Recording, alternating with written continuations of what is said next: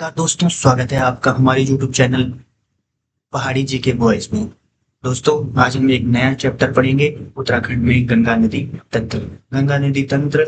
अब गंगा नदी के बारे में जितना भी फैक्ट एग्जाम में पूछा जाता है, जितना भी एग्जाम पॉइंट ऑफ व्यू से इम्पोर्टेंट है, जैसे ये पटवारी परीक्षा होने वाली है उसके लिए या जितनी भी आगामी परीक्षाएं हैं उनके लिए जितने भी इम्पोर्टेंट फैक्ट है मैं गंगा नदी से आपके क्लियर करने वाला हूँ। पहले आपको यह बता देता हूँ मैं कि मुख्य रूप से नदी तंत्रों से अक्सर क्वेश्चन बनते ही बनते हैं, 4-5 क्वेश्चन बनते ही बनते हैं। उन सभी का निचोड़ मैंने इस वीडियो में डाला हुआ है, तो आप देख लो कि जो गंगा नदी है, गंगा नदी की शुरुआत कहाँ से होती है और जो गंगा नदी में कौन कौन सी सहायक नदियां होती हैं, कहाँ से निकलती है, ये मैं आपको बता दूं। गंगा नदी सीधे गोमुख से गंगा नाम से नहीं निकलती है। ये उत्तराखंड वालों को तो लगभग पता ही होगा और बाहर वालों को भी लगभग पता ही होगा, लेकिन एक बेसिक तरीके से मैं आपको बता दे रहा हूँ कि गंगा नदी जो होता है कि गंगा नदी का नाम कहाँ से पड़ता है, गंगा नदी कहाँ से निकलती है, इस प्रकार से मैं आपको बताता हूँ। ठीक है, गंगा नदी सीधे गोमुख से गंगा नाम से नहीं निकलती है। यह मुख्य रूप से दो बड़ी नदी किससे, भागीरथी और अलकनंदा के संगम से बनती है। अब भागीरथी नदी आ गया और एक अलकनंदा नदी आ गया। ठीक है, ये पूरे रास्ते में 5 प्रमुख संगम होते हैं। ठीक है, जिसे पंचप्रयाग कहा जाता है। ये एक बहुत ही इंपॉर्टेंट क्वेश्चन है कि पंचप्रयाग कहाँ कहाँ पर है और पंचप्रयाग में किन नदियों का संगम बनता है। ये प्रश्न अक्सर हमेशा एग्जाम में पूछा जाता है। सबसे पहले मैं आपको एक फैक्ट बता देता हूँ कि जो गंगा नदी है वो किस राज्य से निकलती है। ये एक मुख्य फैक्टर है, इसको याद रखना आप कि गंगा नदी कहाँ से, किस राज्य से। गंगा नदी उत्तरकाशी जिले में गोमुख के निकट गंगोत्री हिमनद से 3900 मीटर की ऊंचाई से निकलती है। यहाँ यह नदी भागीरथी के नाम से जानी जाती है। ठीक है, और भारत में गंगा नदी की कुल लंबाई कितनी है, 2525 किलोमीटर। ये एक याद रखना। ठीक है, अब हम सबसे पहले पढ़ते हैं अलकनंदा नदी। ठीक है, अलकनंदा नदी जो है इसका उद्गम कहाँ होता है, चमोली जिले के सत्तोपत ग्लेशियर और अलकापुरी बाग से। ठीक है, सबसे पहले हम क्या पढ़ते हैं इसे, अलकनंदा नदी। अब आ रहा है कि अलकनंदा नदी का उद्गम कहाँ से होता है, ये चमोली जिले से होता है। ये भी प्रश्न बनता है कि अलकनंदा जो नदी है कि वो किस ग्लेशियर से निकलती है और वो ग्लेशियर कहाँ है। अब ऐसा भी प्रश्न बनता है कि संतोपत ग्लेशियर कहाँ है। ठीक है, तो वो आपका काम है चमोली जिले में। लंबाई देवप्रयाग तक इसकी कुल लंबाई, अब ये कहाँ से लंबाई पूछ रहा है, ये बता रहा है कि चमोली जिले के जो संतोपत ग्लेशियर है, संतोपत ग्लेशियर से देवप्रयाग तक जो गंगा नदी है उसकी कुल लंबाई कितनी है, वो 195 किलोमीटर है। ठीक है, और उत्तराखंड में संगमों की मुख्य धुरी अलकनंदा नदी ही है, अर्थात जब अलकनंदा से मिलती है तब जाके संगम बनते हैं। ठीक है, पंचप्रयाग में अब सबसे इम्पोर्टेंट क्वेश्चन है, ये हमेशा आप देख रहे होंगे, इसे जो क्वेश्चन हमेशा बनते ही बनते हैं। ठीक है, सबसे पहले आता है आपका विष्णुप्रयाग। विष्णुप्रयाग कहाँ है, विष्णुप्रयाग चमोली में है। ठीक है, तो सबसे पहले जब अलकनंदा नदी का प्रवाह होता है, अलकनंदा नदी कहाँ से बहती है, ये चमोली से, चमोली के किस ग्लेशियर से, संतोपत ग्लेशियर से बहती है। ठीक है, इस चीज को आप ध्यान रखना। तो सबसे पहले जब अलकनंदा नदी आती है, तो अलकनंदा नदी जब आती है, मैं आपको एक वो बता देता हूँ, इसका एक मैप बता देता हूँ जिससे कि आपकी समझ में बहुत अच्छी तरीके से आ जाएगा। ठीक है, तो ये है आपका कि जो अलकनंदा नदी हो गई आपकी, तो बहुत बड़ा हो जाओ। ठीक है, तो जो आपका अलकनंदा नदी हो गई। ठीक है, अब सबसे पहले मैंने आपको बताया था कि जो भागीरथी नदी है और अलकनंदा नदी है, दोनों की दो ना। तो सबसे पहले जब अलकनंदा आती है संतोपत ग्लेशियर से, तो ये यहाँ पे ही है। तो यहाँ से आती है जो, तो सबसे पहले अलकनंदा धौलीगंगा से मिलती है, फिर नंदाकिनी, पिंडर।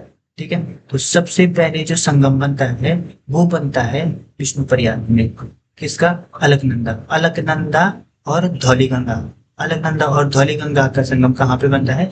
विष्णुप्रयाग में। ये अब याद रखना, एक बहुत महत्वपूर्ण फैक्ट है ये, कि विष्णुप्रयाग में किन दो नदियों का संगम होता है? वो है अलकनंदा और धौलीगंगा। सिर्फ याद एक रखना है। आपको पता है कि संगम अलकनंदा नदी से बन रहे हैं, तो इसमें सिर्फ एक रखो आपकी विष्णुप्रयाग। विष्णुप्रयाग में धौलीगंगा, और तो सब सरल ही है। फिर आप थोड़ा नीचे जाओगे, नंदप्रयाग। नंदप्रयाग में एक नदी तो पता ही है कि अलकनंदा से मिलेगी, लेकिन कौन मिलेगी? नंदप्रयाग में सरल है नंदाकिनी। नौ से नंदाकिनी, नौ से नंदप्रयाग हो जाएगा। ठीक है, उसके बाद थोड़ा नीचे जाओगे, फिर कर्णप्रयाग में। कर्णप्रयाग में क्या है? अलकनंदा तो आपको पता ही है, फिर पिंडर आ जाएगा। ठीक है, तो दो मिल के ये कर्णप्रयाग नदी, कर्णप्रयाग में संगम बना देंगे। ठीक है, उसके बाद थोड़ा नीचे आ जाएंगे तो रुद्रप्रयाग। तो रुद्रप्रयाग में अलकनंदा तो पता ही है, मंदाकिनी। मंदाकिनी जो नदी आती है, ये इसके बारे में हम बाद में पढ़ेंगे, लेकिन मैं फिर भी बता देता हूँ। ये केदारनाथ से आती है, केदारनाथ के चौराबाड़ी के ग्लेशियर से। ठीक है, तो इसका संगम आपका रुद्रप्रयाग में होता है। ठीक है, अब रुद्रप्रयाग में इसका संगम होता है। उसके बाद एक संगम बनता है, वो होता है आपका देवप्रयाग में, जहां से ये नदियां किस नाम से जानी जाती है? गंगा नदी से जानी जाती है। तो देवप्रयाग में किस नदी का संगम होता है? भागीरथी प्लस अलकनंदा। तो यहाँ तक मैंने आपको अलकनंदा का जो ये संगम है, इसके बारे में मैंने अलकनंदा के बारे में बता दिया है। ठीक है, अब आप मैप से समझ गए, फिर भी मैं आपको एक बार और समझा देता हूँ कि सबसे पहले क्या होता है। अलकनंदा नदी आती है किस ग्लेशियर से? किस हिमनद से? संतोपद हिमनद से। ठीक है, कहाँ से? भागीरथी खड़क से। ठीक है, यहाँ पे ये आपका हो गया।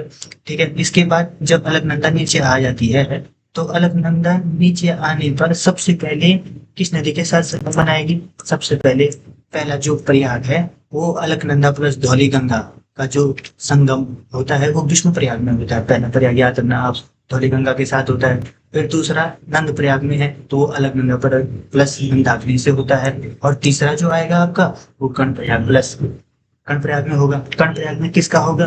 कर्णप्रयाग में याद रखना आपने, अलकनंदा प्लस पिंडर। रुद्रप्रयाग में आपका अलकनंदा प्लस मंदाकिनी, और देवप्रयाग में आपका भागीरथी प्लस अलकनंदा होता है। और वहां से ये क्या बनती है? गंगा नदी बनती है। जैसे अब यहाँ पे हमने बताया है, विष्णुप्रयाग में अलकनंदा प्लस धौलीगंगा, नंदप्रयाग में अलकनंदा प्लस मंदाकिनी, कर्णप्रयाग में अलकनंदा प्लस पिंडर, रुद्रप्रयाग में अलकनंदा प्लस मंदाकिनी, देवप्रयाग में अलकनंदा प्लस भागीरथी। यहाँ से ये किस नाम से जानी जाती है? गंगा नदी। ठीक है, गंगा नदी की जो मुख्य जानकारी है, ये यहाँ पे हमने बता रखी है कि उद्गम स्थल है गोमुख गंगोत्री। अब मैं आपको क्वेश्चन पूछता हूँ कि जो उद्गम स्थल है गोमुख गंगोत्री, ठीक है, ये आप कमेंट बॉक्स में बताना कि इसका ये किस जिले में है। ठीक है, गोमुख या गंगोत्री ग्लेशियर किस जिले में है, ये आप कमेंट करके बताना, क्योंकि मैंने अभी आपको बता दिया है। ठीक है, आपका ध्यान कितना इस वीडियो पर है, इससे ये पता चल जाएगा।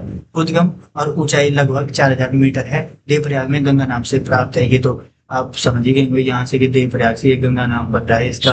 ठीक है, और उत्तराखंड में प्रवास जो प्रवेश करती है वो हरिद्वार में करती है। ठीक है, कुल लंबाई भारत में 2525 किलोमीटर, ये भी मैंने आपको पहले बता दिया। ठीक है, अब आपका जो उद्गम, ये तो मैंने बता ही दिया आपको। तो अब आपको ध्यान रखना है कि जितने भी फैक्ट मैंने आपको बता रखे हैं, वो सब आपने याद। ठीक है, अलकनंदा प्लस धौलीगंगा, ये तो अभी बता दिया है। अब परीक्षा के लिए विशेष एक महत्वपूर्ण क्वेश्चन है कि हमेशा लगभग बहुत बार पूछा जा चुका है, और क्या पता अभी भी पूछा जाए। देवप्रयाग में भागीरथी नदी को सास कहा जाता है। भागीरथी नदी को सास, और अलकनंदा नदी को क्या कहा जाता है? बहु कहा जाता है। इसी देवप्रयाग संगम के बाद संयुक्त जलधारा का नाम आधिकारिक तौर पर गंगा पड़ता है। ये भी हमने बता दिया, लेकिन ये इंपॉर्टेंट क्वेश्चन आप याद रखना कि अलकनंदा, ठीक है, भागीरथी और अलकनंदा, इसमें भी आप इस चीज को भी आप याद कर लेना। क्या कि वो हम ऐसे याद कर लेंगे कि सास बहू के नाम से जानी जाती है। कौन जानी जाती है? भागीरथी और अलकनंदा। लेकिन एग्जाम में कभी घुमा के देता है कि सास बहू के नाम से किसे जाना जाता है, और फिर ऑप्शन में देगा आपको अलकनंदा और भागीरथी। ठीक है, और एक ऑप्शन में देगा भागीरथी और अलकनंदा, और आप सीधा लिख दोगे कि सास बहू, तो हाँ ठीक है, अलकनंदा और भागीरथी। लेकिन मेन चीज किस चीज का ध्यान देना है कि सास किसे कहा जा रहा है? सास कहा जाता है भागीरथी को, और बहू किसे कहा जाता है? अलकनंदा नदी को। ठीक है, इस चीज का बहुत ध्यान देना, ये बहुत कंफ्यूजन वाली बात होती है। ठीक है, इस टाइप से मैंने आपको अभी अलकनंदा का पूरा वो बता दिया है। अब हम भागीरथी नदी तंत्र कल पढ़ेंगे, क्योंकि ये वीडियो बहुत बड़ी हो जाएगी और फिर आपको बोरिंग लगने लग जाएगी, तो इसलिए हम इसको कल पढ़ेंगे। ठीक है, और फिर आपको बता देता हूँ, अगर वीडियो आपको अच्छी लगी लाइक शेयर सब्सक्राइब जरूर करना। अगर आपको इस वीडियो में कुछ भी मतलब ऐड करवाना हो या कुछ भी करना हो या तो आप प्लीज कमेंट करके जरूर बताना, और वीडियो कैसी लगती है तो लाइक शेयर सब्सक्राइब करके बताना। धन्यवाद।